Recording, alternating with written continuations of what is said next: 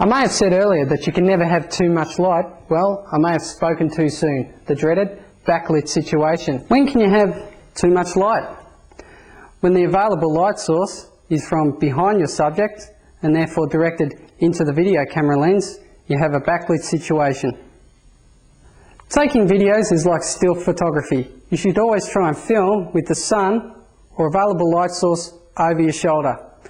But with the nature of videos being a moving medium, that is not always possible. But there are a number of ways you can deal with this situation. Firstly, you could do as I've done here, use accessory lights. But what if there's no power available? A simple press of the backlight button and the electronics of the video camera compensates for the situation. The exposure button does something similar but allows you to fine-tune the settings.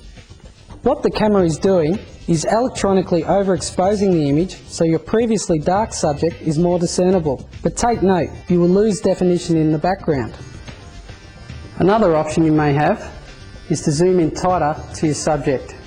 In auto mode, a tight shot yields good exposure, but as you pull back to a wide shot, the electronics compensates and your subjects, in this case the motorcycles, becomes dark and difficult to see. Once again, what your camera is doing in auto mode is correcting exposure for the dominant subject in the frame, in this case, the sky. If we tilt the camera to make the ground the subject, the camera adjusts exposure again. I like to keep control of all settings. For this reason, I set and lock the exposure to the subject to avoid these adjustments, as they are visually distracting to the viewer. It's just a matter of seeing what works best in the situation you're in.